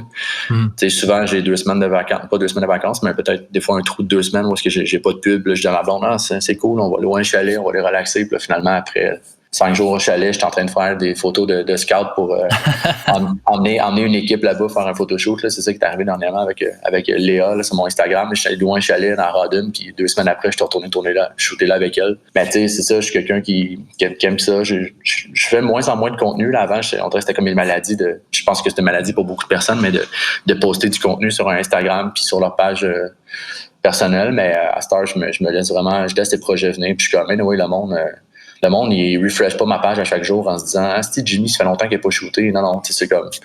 Je laisse la place à vraiment les plus belles, les plus beaux trucs que je fais. Puis avant, autant qu'avant, je postais des trucs qui étaient vraiment plus de job related, là, genre, mettons des campagnes ou des éditoriales, car je commence de plus en plus à poster juste comme des paysages, c'est con, mais le monde m'associe tellement à du portrait et à de la mode que des fois, ça fait du bien de juste poster d'autres choses puis juste sortir de ma zone de confort. T'es-tu bien là-dedans, toi? Parce que c'est vrai que t'as comme une étiquette portrait, human, mode. Est-ce que tu sens que le temps avance puis que tu vas bientôt devoir sortir des chantiers battus? Non, parce que si je ferais ça, je le ferais pas pour les bonnes raisons. Je le ferais pour les autres, pour plaire aux autres. Puis j'aime mieux croire en ce que tu fais de mieux. Tu sais, Facebook, chaque matin, te renvoie une memory. Là. Puis là, j'avais comme une memory de 8 ans.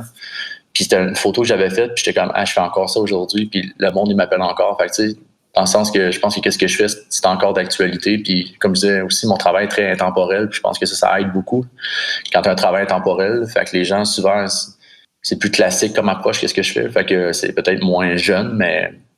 Non, c'est pas vrai, je dis n'importe quoi, là. Mais je veux dire, c'est juste que mon travail, souvent, c'est noir et blanc. Fait que c'est sûr que c'est plus intemporel que qu'est-ce qui se passe en ce moment avec des colos et tout, mais non. Puis j'ai regardé cette photo-là, je me disais, tu sais, c'est cool que j'aille stick encore à cette affaire-là, tu sais, parce que, tu sais, il y a 10 ans, je shootais avec un tabouret et un fond noir, puis j'aimais ce côté-là, photo de casting un peu d'Hollywood, là, genre une photo un peu Peter Lindbergh, tu sais, ce genre de photographe-là. Puis, tu sais, aujourd'hui, je regarde ça, puis tout le monde fait ça, là, genre se traîner un drap blanc puis un tabouret. Là. C'est comme un peu pas la tendance, mais tu sais, puis je veux pas dire que j'ai inventé ça, j'ai aucunement inventé ça, mais qu'est-ce que je veux dire, c'est que c'est cool que qu'est-ce que j'ai fait, ça vit encore bien aujourd'hui, je suis content. Tu sais, je regarde pas mes photos, puis je me dis pas, ça a mal vieilli. Je suis content de mon travail. C'est vraiment rare, j'entends ça d'un artiste qui dit mais comme c'est cool que je me revire puis que je regarde mon travail d'avant, puis je suis encore fier. Je veux dire, c'est souvent les gens sont un peu gênés, ils vont enlever le plus vieille photo, le plus vieux leurs plus vieilles œuvres du public pour être sûr que comme on regarde juste ce qui est fait de nouveau puis on regarde pas ce qui a été fait dans le temps, mais t'as pas l'air gêné du tout de ce qui a été fait dans le temps. Non. J'ai mes portraits préférés, c'est des portraits que j'ai faits il y a 8 ans, il y a 5 ans. Tu sais, je veux dire, à un moment donné, c'est un moment, un portrait. Là, c'est peut-être un portrait préféré pour moi aussi parce que je me souviens de cette journée-là, puis je me souviens de comment j'ai bien bandé avec la personne. Tu sais, j'ai un de mes portraits préférés, c'est le portrait de Béatrice Martin que j'ai sur mon site web puis sur Instagram, Cœur de pirate. Puis je me souviens que déjà, je la connais. Je l'ai vu ce matin, il est super beau. C'est tellement de belles photos. Là. Ben, c'est ça. Tu vois, je la connaissais déjà, Béatrice. Fait que je peux dire que je connaissais déjà son angle, mettons. Tu sais, fait que, vraiment, pour être franc avec toi, j'ai pris 10 photos puis je suis parti. Tu sais, j'ai comme... À la 8e photo, j'étais comme, hey, check, je pense qu'on l'a. Sa main était bien placée, la lumière tombait bien, elle avait de quoi dans les yeux, c'était super beau. Elle disait, OK, c'est cool, je l'aime. Si t'es content, c'est fini. OK, bye. Ça a duré 10 minutes, puis ce portrait-là, ça fait déjà 4-5 ans, c'était pour le magazine Dinette. Puis ça reste dans mes portraits préférés, tu sais. Fait que des fois, c'est juste le moment, tout a bien tombé, tu sais, c'est le fun. Puis, mais faut pas oublier que même si mon travail a l'air un peu, là, je viens de raconter ça, mais c'est pas tout le temps comme ça. Là. Des fois, c'est des 4-5 heures de shoot. Là. Mais j'aime ça, tu sais. Puis tant mieux. Il y a déjà quelqu'un qui me dit que mon travail était un peu effortless, sans effort. Puis j'étais comme, il a raison. Puis tant mieux. Si les gens regardent ça, puis ils voient vraiment de quoi qui a l'air d'avoir été pris comme ça, sans sentir l'équipe en arrière, moi, je suis content. En fait, je rebondis là-dessus, tu sais, effortless, je pense plus que ce que la personne voulait dire, c'est que chez toi, la technique prend pas le dessus. T'es là pour l'être humain, tu sais. Puis c'est vraiment quelque chose que je ressens, tu sais, j'ai beaucoup regardé là, tes trucs sur Vimeo puis sur ton site web avant qu'on se parle, puis j'ai vraiment l'impression que autant quand t'as la caméra des mains que quand tu la délègues à quelqu'un, t'es capable de faire passer le message qu'il faut que ce soit human-centric. Tu sais, même en publicité, tu me diras si je me trompe, mais tu sais, que ce soit une pub avec Nissan que tu as faite, ou est-ce qu'il y a un couple dans l'auto, ou avec Nivea, ou est-ce qu'il y a une chorégraphie avec une danseuse, ou même La Roche-Posay, tu sais, of course que c'est de la pub, le produit est là, un moment ou un autre, mais ce que j'ai l'impression, c'est que toi, si l'humain est pas là, puis ça tourne pas autour de l'humain, ça vaut pas la peine. Oui, effectivement. Puis, ouais, tu sais, il n'y a pas d'humour dans mon travail. Moi, c'est vraiment un travail, comme tu dis, d'humain, là, tu sais. Fait que souvent, qu'est-ce qui passe, c'est l'image, là, c'est le montage, c'est la musique, c'est ça, c'est l'image, c'est la caméra à l'épaule, le caméraman qui court à côté d'une fille, puis que, tu sais, je suis vraiment dans l'action, dans qu'est-ce que je fais. Il n'y a pas un punch à la fin de mes... T'sais, on se souvient pas de ma pub à cause que la joke était drôle, on s'en souvient parce qu'on est comme, oh my god, j'ai le goût de m'acheter ce char-là ou j'ai le goût de m'acheter ces vêtements-là parce que j'ai vendu un mood. Ouais, ben en fait, tu sais, Nissan, je me suis pas dit, j'ai envie d'acheter ce char-là. Moi, je me suis dit, j'ai envie de vivre ce moment-là. Ah, ben c'est ça, exactement. C'est ça que le client voulait. T'sais, il visait une clientèle un peu plus jeune. C'était pour le show Révolution avec Sarah-Jeanne Labrosse. Fait que, tu sais, si le jeune, dans sa tête à lui, associe le Nissan Kicks à avoir un bon moment, ben, ma job est faite, tu sais. Fait que c'est sûr qu'il y a tout le temps un côté humain, c'est super important. Je pense que dans mes photos, il y a tout le temps une poésie, là, comme je dis, là. Puis, tu sais, il faut tout le temps qu'il y ait de quoi, qui bouge, tout le temps qu'il y ait de quoi de très. Tu checkeras, là, 95% de mes photos, les gens regardent la caméra aussi. Là, pour moi, c'est super important le regard. Là, fait que ça aussi, on dirait que le fait que la personne nous regarde, on est peut-être plus touché par la photo. Fait que, ouais, j'ai comme des trucs comme ça là, que j'ai remarqué avec le temps qui sont un peu ma signature, les fameuses mains. Les fameuses mains, les photos, les tabourets, les fonds noirs, les fonds... on dirait que j'aime ça, puis je me dirais pas demain matin, faut que je change à cause que c'est plus hot. Là. Je serais comme, non, j'aime mieux rester... J'aime mieux mourir, puis les gens se souviennent de... Bon, je suis deep, là, mais j'aime mieux mourir, puis ma blonde me fasse un livre de photos où est-ce que je regarde le livre, puis je suis comme, wow, ça, c'est qu'est-ce que Jimmy a fait, plutôt que genre, à ce moment-là, ça devait mal aller, puis il a décidé d'aller vers d'autres choses. Tu comprends-tu? Mais c'est vrai, les mains, tu viens de me le faire remarquer. Est-ce que c'est quelque chose que tu as développé conscient? Est-ce que tu es comme pleinement conscient que c'est le style que tu voulais t'attribuer puis avoir, ou c'est au fil du temps avec du recul, comme là tu m'en parles, puis tu te rends compte au fil des années que, ben là, regarde, moi, faut croire que je tripe ses mains. Non, c'est ma maquilleuse, Amélie Bruno-Lompré, qui m'avait remarqué ça. Elle dit, man, il y a tout le temps une main dans tes shots, puis comme de fait, c'est sûr qu'il y a un portrait, à m'emmener, quand tu fais un portrait straight, là, des fois, il y a des espaces qu'il faut que tu remplisses là, dans ta photo. Fait que des fois, la main, ça vient remplir. Ça aide.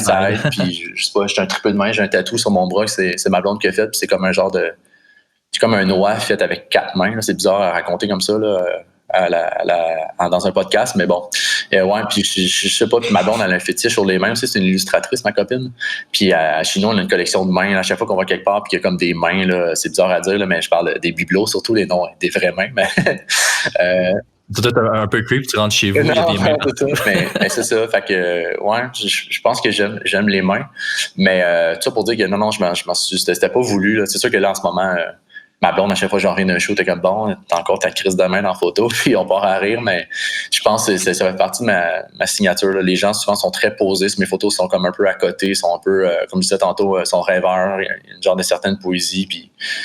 Ouais, puis j'ai l'impression que tu essaies pas de les séparer trop du fond où est-ce qu'ils sont. Tu sais, j'ai l'impression que l'environnement est vraiment tout aussi important que le sujet. Tu sais, je vois souvent des portraits où est-ce que tu sais, c'est shooté avec du 85 mm, mettons, à 1.2. Fait que, tu sais, c'est juste des jeux de lumière derrière, puis tu vois jamais vraiment où est-ce qu'on est situé. Puis on dirait que toi, c'est tout aussi important que le sujet, là. Tu savais, mais moi, je suis un grand coureur. Là. Je cours beaucoup dans la vie. Là. J'ai besoin de ça pour me déstresser puis rester en santé, mettons. Ouais. Puis sur mon iPhone, c'est des photos en ce moment de mon garçon. Puis c'est des photos de lieux. Parce que moi, je suis le genre de gars qui va courir. Je vais avoir une super belle place. Je vais la prendre en photo en me disant, OK, la prochaine fois, je vais aller shooter là. Puis, tu sais, pour moi, c'est super important. Je veux dire, j'ai fait un portrait d'Evelyne Brochu. Puis, tu sais, on était comme genre au parc Outremont avec un arbre, l'eau. Tu sais, pour moi, c'était Evelyne Brochu, ça. Tu sais, je veux dire, j'associe souvent un mood. Tu sais, je veux dire, pour moi, c'est important. C'est ça qui va faire un beau portrait. Là. C'est la lumière, c'est le lieu. Puis, c'est vrai que je suis pas un gars qui shoot vraiment. C'est rare que je shoot à 1.8, 2.2. Moi, j'aime ça quand on voit le background en arrière. Puis, je trouve que c'est super important. La direction artistique aussi, là, le lieu, c'est ça. Non, c'est super important pour moi. Je pense que la moitié de la job, c'est ça, en fait. C'est de savoir qu'il y a une belle lumière, il y a une belle ambiance, il y a de quoi de beau en arrière. Après ça, tu places la personne, puis tout s'embrique, puis c'est comme on a de quoi de. Je compte pas juste sur des bookies en arrière, là, tu sais. Puis, tu sais, tu disais, en plus de travailler comme un malade, tu cours aussi. Tu as l'air vraiment actif, là. J'ai comme pas l'impression que t'es foiré sur un divan à écouter la télé, c'est toi, ça, là. Le soir, ma blonde a produit le contraire, là. mais non, pas vraiment. On n'a pas le câble chez nous. Là. C'est sûr que je me tape des séries comme tout le monde, passer 8 heures quand mon gars il se couche. Mais non, vraiment pas. T'sais, dans la journée, aussitôt j'ai 1 heure ou 2, je vais courir, je vais au gym. Mon Dieu, je fais de la photo. Puis mon trip en ce moment, c'est d'aller sur Instagram, puis mettons. Faire du casting sauvage, là, aller voir des gens, des gars puis des filles qui sont pas nécessairement dans des agences. Puis mon but, c'est de les prendre en photo. Fait souvent, je fais des sessions d'1 heure, là, je les contacte.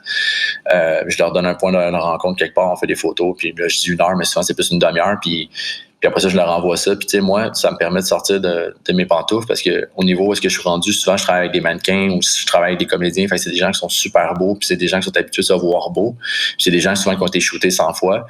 Mais d'être capable de prendre quelqu'un comme ça, d'être capable de voir sa beauté puis de l'emmener ailleurs, pour moi, ça m'apporte beaucoup plus ça que n'importe quelle autre affaire que je fais dans ma vie en ce moment. Ouais, puis j'imagine que, tu sais, quand tu réussis à guider quelqu'un à diriger quelqu'un devant la caméra qui n'en a pas l'habitude, tu développes des nouvelles techniques, puis tu sais, ça renforce ton côté de directeur aussi. Oui, tout à fait.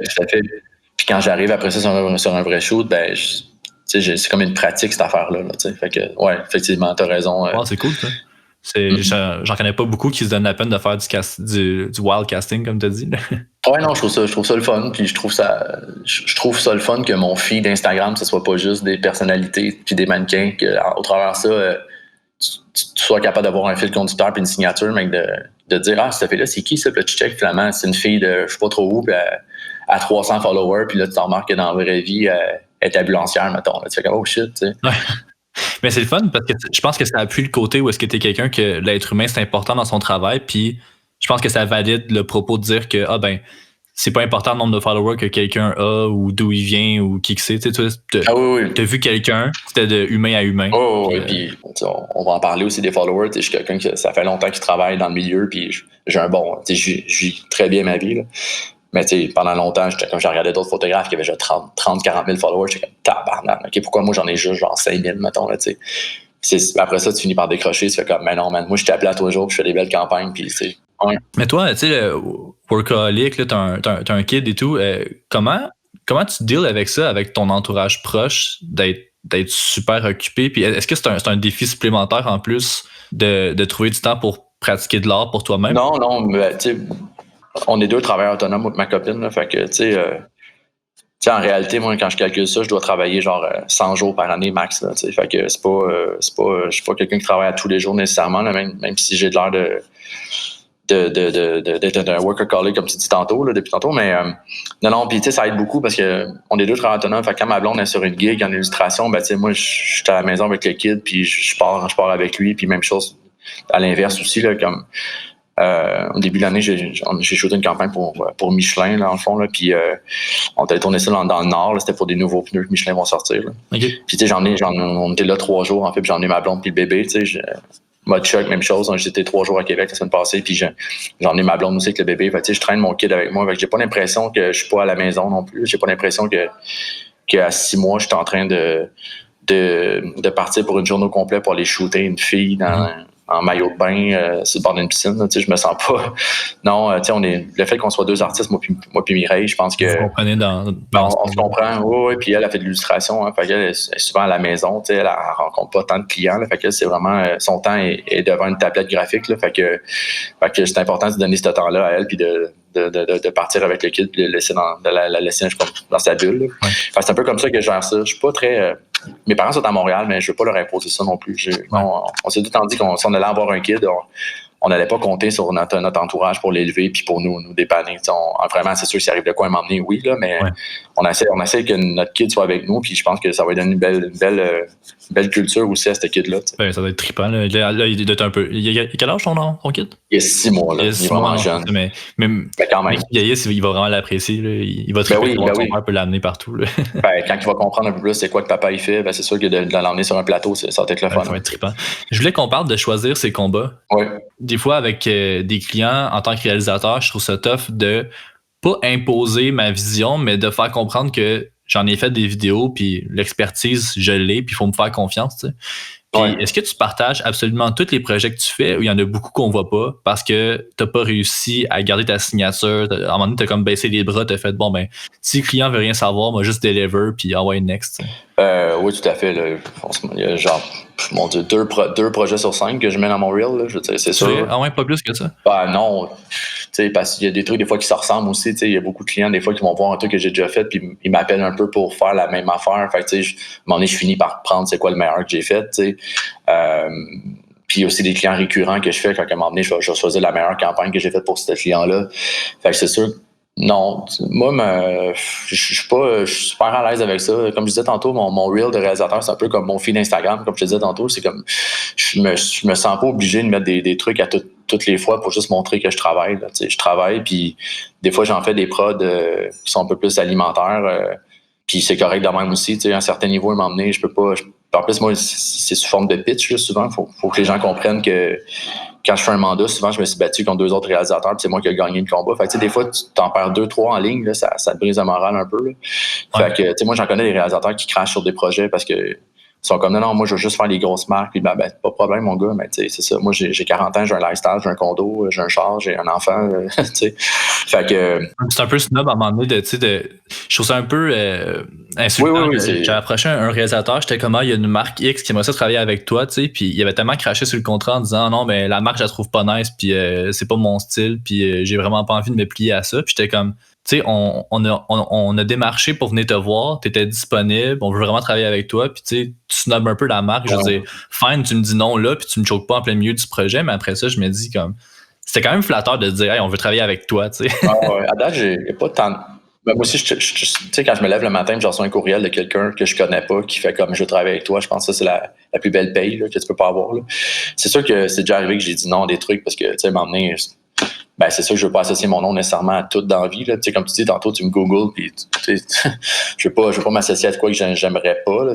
Moi, dans la vie, j'ai 3 règles, là. C'est genre, faut que ça soit créatif, que j'aille du fun, que ça soit payant. Puis quand je fais une prod, il faut qu'il y en ait au moins 2 là-dessus, 2 des 3, tu sais. Fait que, si c'est pas payant, faut au moins que j'aille du fun, que ça soit créatif. Puis sinon, si c'est pas créatif, ben, faut que ça soit payant, en tout cas. Fait que des fois, il y a des gigs. C'est une belle façon de choisir ses prods, je pense. Ben oui, fait que souvent, tu sais, puis moi, je vois ça plus comme des challenges. Ben, des fois, c'est sûr que ça fail un peu plus parce que le client t'approche, puis comme, ah man, j'aime ton approche street, puis blablabla. L'approche un peu genre jeunesse, puis ça bouge, puis t'arrives sur le set, puis finalement, il décide de juste jouer safe, puis en montage, finalement, tu fais comme, ben, c'est je vais prendre le chèque, puis ça ira pas. Ben, c'est ça, je pense que ça arrive à tout le monde, tu sais. En photo, ça arrive pas.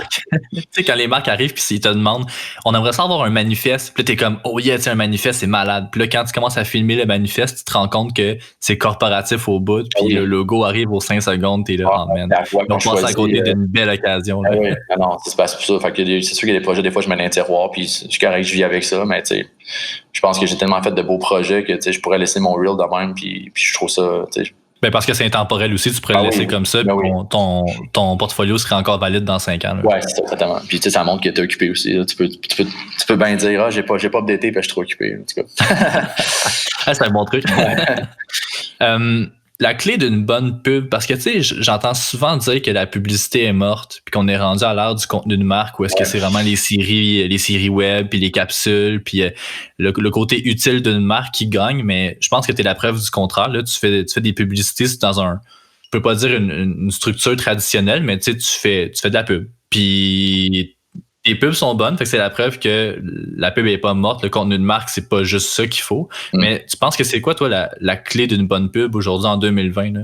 Ouais, man, c'est genre la démarche en arrière de ça, les messages, je pense, là, tu sais, il y en a des pubs insipides, là, que tu vois à la télé, là, des trucs qui veulent rien dire, des jokes qui tombent à plat, tu sais, je pense qu'à la base, je suis un bon réalisateur, mais faut pas oublier qu'avant ça, il y a une équipe de création qui a passé avant moi, tu sais. Fait que c'est sûr que moi, quand je suis tapé pour un pitch, puis je lis le document, puis je suis capable de voir où ça va aller, puis que ça va être. C'est sûr que moi, ça me fait triper. Fait que je pense que je suis chanceux d'avoir été appelé pour des bonnes pubs. Pour Nivea, tantôt, avec tu disais c'est une danseuse, mais c'est la patineuse de Tessa Virtue. Le concept, c'était de dire qu'avec le maquillage, tu peux être qui tu veux, en fait. Tu peux être la peau que tu veux, puis je trouve ça super beau. Puis la Roche-Posay aussi, c'était ça. Là, c'était un manifeste un peu sur la peau de la femme, là, qu'elle soit magnifique, qu'elle soit craquée, que tout le monde a un peu son histoire, puis de montrer des femmes de différentes nationalités, de différents âges, je trouvais ça le fun. Pas sûr que j'aurais trippé que ça soit genre 4 influenceuses avec la peau parfaite de 23 ans là, pour vendre une crème qui s'adresse à une femme de 50, tu comprends? Des fois, je pense que c'est plus ça, c'est la portée du message. Puis je pense que de plus en plus, les compagnies comprennent ça. Il y a de moins en moins de budget, fait qu'ils veulent faire de quoi qui je dirais pas le mot viral, là, mais ils veulent faire de quoi que les gens vont se souvenir, puis que les gens vont comme embarquer. Tu sais, tantôt, tu parlais, je faisais de la pub classique, puis tu parlais aussi du contenu de marque, mais je pense que qu'est-ce qu'on fait en ce moment, c'est du hybride, c'est un mélange des deux, puisque moi, il y a beaucoup de contenu que je fais que la campagne est vraiment axée sur les réseaux sociaux, mais que finalement, ça finit à la télé. Mais tu vois que ça a été fait pour que les gens fassent un genre de call to action, pour que les gens aillent sur le site web chercher la crème, mettons, ou chercher ça, dans ce fait en ce moment. Réagir, c'est qu'après la pub, tu as envie de passer à l'action. C'est pas un message que tu. Non, c'est ça, c'est genre, hey, fais partie du mouvement, hey, fais ci, hey, fais ça. C'est comme de quoi qui appelle les gens un peu à adhérer à de quoi, ou genre, à faire partie d'un mouvement, puis je trouve ça le fun, fait que moi, je trouve ça, c'est sûr que en plus, dans qu'est-ce que je fais comme réalisation, c'est tantôt tu parlais de manifesto, c'est surtout ça que je fais, là, des films publicitaires, des trucs de 1 minute des fois, parce que c'est un manifesto. Ben, j'aime ça, parce que le manifesto, souvent, ça amène la compagnie, ça te rappelle que la compagnie est là peut-être depuis des années, puis qu'est-ce qu'elle a apporté à la société. Puis des fois, ça peut être l'inverse, ça peut être un start-up qui arrive avec un produit qui va venir chambouler ton quotidien. Puis moi, je trouve ça super cool aussi d'aider ces gens-là. Fait que. Mais des pubs de yogourt, t'as fait ça encore? Des pubs de yogourt, à date, j'en ai pas fait d'autres. La bouffe, c'est une spécialité en shooter de la bouffe. Moi, l'avantage, c'est que dans cette pub de yogourt-là, il y avait du lifestyle aussi, fait qu'il m'avait appelé pour ça. Mais non, malheureusement, le yogourt m'a abandonné. Ouais.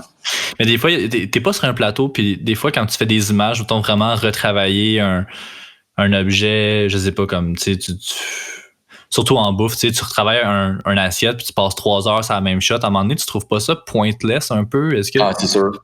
Ben oui, tu sais, moi j'ai fait du Subway, puis j'ai fait du McDonald's. Là. Fait que, tu sais, quand Mais McDonald's, ça reste que c'était avec Jonathan Drouin, je pense. Ouais, exactement, ouais. Ouais, c'est ça, mais ça tournait pas autour de la bouffe, encore une fois, c'était avec quelqu'un, mais. Ouais, mais attends, il y a une shot de bouffe à la fin. OK, puis combien de temps t'as passé, par exemple, sur celle-là? Ouais, pas tant. On avait quand même une bonne équipe. On avait engagé un DOP qui était capable d'éclairer de la bouffe puis tout. Ben, c'est sûr qu'en colo, on a passé beaucoup plus de temps à éclairer l'hamburger que éclairer Jonathan Drouin. Là. C'est à coloriser Jonathan Drouin. Tu sais. Puis Subway aussi. Là, Subway, on va isoler les tomates. On donne une certaine colorisation aux tomates. Après ça, on va isoler la salade. On va... tu sais, en arrière de ça, il y a plein... En fait, qu'est-ce que je dis là, c'est pas une surprise. Là. Tu peux aller sur YouTube, puis il y en a des vidéos de before and after là, en pub. Là. C'est quoi le mindset que tu adoptes en sachant que tu travailles pour McDonald's ou pour... Parce que, tu sais, récemment, j'ai comme débarqué de projets que, côté valeur, j'étais pas bien là-dedans. Puis, tu sais, je délaisse tranquillement pas vite la publicité parce que je vis mal avec le fait que, tu sais, je fais de la pub. Tu sais, toi, c'est quoi ton mindset? Est-ce que ton détachement, il est où, en fait? Ben déjà, moi, je fais de la pub, je l'assume, là, vraiment. Je suis pas quelqu'un, comme je disais tantôt, je suis pas un réalisateur de séries, rien de ça. Fait que c'est sûr que le côté humain, je l'amène dans ma pub. Fait que j'espère que qu'est-ce que je fais, ça amène de quoi de bon.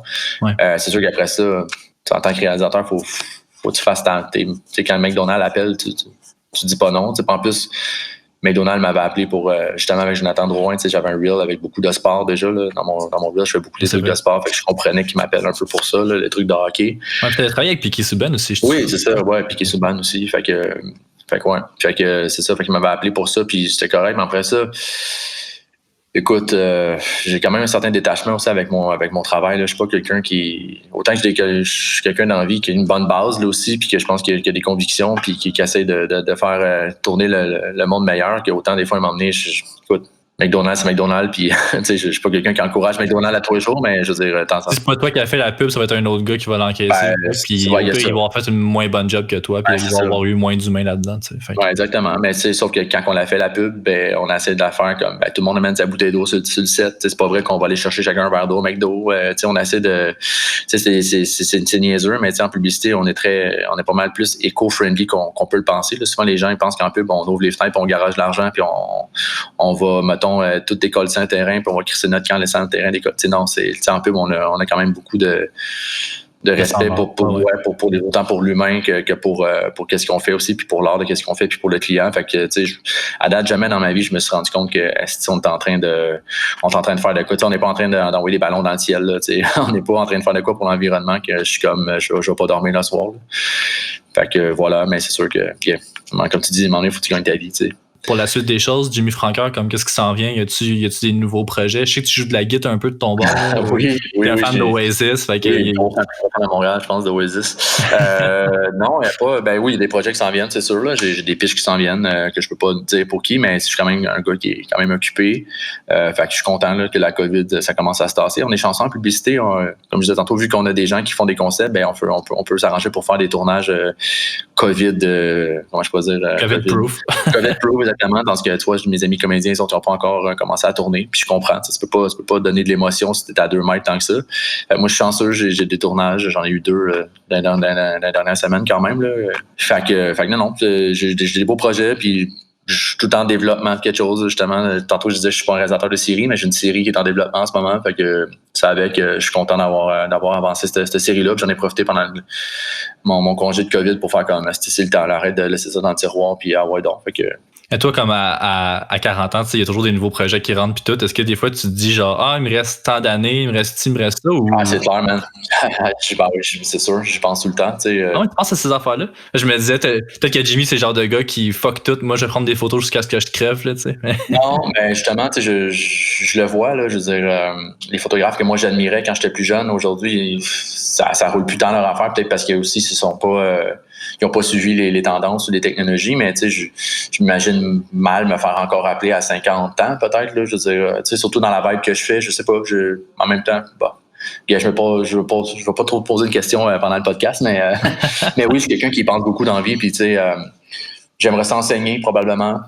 Si j'ai à faire de quoi, j'aimerais ça enseigner, parce que je pense que dans la vie, je suis quelqu'un qui est capable de bien parler, bien expliquer. J'ai ce côté un peu là, démagogie un peu là, fait que j'aimerais ça enseigner. Puis sinon, ben oui, j'essaie de me diriger en télé aussi parce que je pense qu'en télé, on fait beaucoup plus confiance à des plus vieux réalisateurs aussi. Puis, ben ouais, je voulais aussi faire ma place avant. Tu sais, je l'ai pas, vu que j'ai jamais fait vraiment ça de ma vie, là, des trucs de série, ben, tu sais, je voulais avant faire mon nom en tant que réalisateur, puis après ça, arriver en télé, puis un peu comme le monde me font confiance comme à l'époque. J'étais photographe, le monde m'a fait confiance comme réalisateur de pub, ben là, le monde me ferait confiance comme réalisateur de télé. Fait que t'aimerais ça, toi, comme prochaine étape, logique, mettons, faire de la fiction à télévision, t'aimerais ça? Oui, c'est clair, vraiment. Mais en gardant toujours ma signature. Tu sais, la série que je suis en train de développer, ça tourne autour d'un band, justement. Fait que c'est ça, tu vois, j'amène quand même qui je suis puis qu'est-ce que j'ai fait dans la vie. Tu sais, je pas vers... Moi, je me suis tout le temps dit, je vais pas réaliser un truc si j'ai rien à dire. Tu sais, je vais pas être le genre de gars qui va se faire un short film juste parce qu'il a le goût de faire un short film. Si j'ai à faire un short film, c'est parce que j'ai de quoi à dire. Puis pendant des années, j'avais rien à dire. Puis à un moment donné, à force de tourner avec des bands, je me dis, si j'avais accumulé assez d'anecdotes, assez d'affaires. Puis souvent, je rencontre des gens, puis ils sont comme, t'es chanceux de tourner avec des bands, toi, puis ils pensent qu'encore là, on roule sur l'art, puis tout. Puis absolument dans cette série-là, je vais leur montrer comment c'est tough, tu sais, surtout au Québec, là, de tourner. Fait que cette série-là, c'est un peu un genre de... Mettons, c'était comme un genre Les Invincibles, mais c'est un band. Okay. Mais t'en es rendu avec cette série-là? T'es-tu encore en écriture? T'as-tu un diffuseur d'intéressé? Ou... Ben, je sais ça, je suis en développement. Donc, j'ai envoyé ça à une boîte de prod qui, eux, sont en train de regarder probablement pour un diffuseur. J'ai les 3 premiers épisodes écrits sur 8. Le reste, après ça serait de voir... idéalement, moi, je suis pas quelqu'un qui... Je sais où que ça s'en va ma série, je sais c'est quoi le ton de la série, mais je suis pas quelqu'un qui est un script. Là. Je n'écris pas des scénarios dans la vie tant que ça. Fait que les 3 premiers épisodes, c'est moi qui les ai écrits. Le reste, j'aimerais ça m'associer avec quelqu'un puis continuer à développer les scénarios. Mais sinon, pour le reste, casting, pas mal, je sais avec qui j'aimerais travailler. Je sais, la saveur de la série aussi, l'éclairage, c'est des affaires que j'ai déjà tout travaillé parce que t'as comme pas le choix de présenter ça. Là. Quand tu présentes ça pour un développement, il faut que tu présentes une genre de bible qu'on appelle. Ouais, la bible de show, faut que ça soit vraiment... En fait, il faut que ça fasse rêver. Il faut qu'on comprenne où est-ce que ta série part, puis où est-ce qu'elle s'en va, puis les personnages aussi, comment est-ce qu'ils démarrent, puis où est-ce qu'ils finissent, puis en tout cas, puis c'est ça. Fait que ça, c'est déjà tout fait. Fait que je suis vraiment content, mais ça, pour moi, comme mon producteur me dit, il me dit, gars, tout est chanceux, pour toi, c'est en attendant, c'est un plan B. Ton plan A, c'est de faire la photo puis faire la réalisation publicitaire. Fait que je suis pas quelqu'un qui attend nécessairement après ça comme quelqu'un qui. Non, mais c'est comme pareil, je pense que c'est le prochain chapitre, là. Mais c'est ça qui est long en télé, hein, c'est que t'écris, après ça, c'est comme un peu faire un album de musique, tu sais, des fois tu sors ton album puis ça fait déjà 2 ans que t'écris tes tunes-là, t'as hâte de les jouer, t'as hâte des... Fait que c'est un peu ça, c'est sûr que j'ai hâte que j'aille au hockey puis qu'on tourne ça puis que ça sorte, parce qu'il y a des gens là-dedans qui ça fait 3-4 ans qu'ils en entendent parler puis ils ont bien hâte que finalement ça aboutisse. Ben malade, écoute, ça va me faire plaisir de te rejaser de ça, de ta série quand ça va voir le monde. Ben aussi, man, anytime. Alright, t'en sens toi, Jimmy. Merci beaucoup, bye. Ciao. Merci d'avoir été des nôtres. Abonnez-vous à notre compte Instagram larévolte.culturel. Tous les épisodes sont disponibles sur Spotify, Apple Music et YouTube.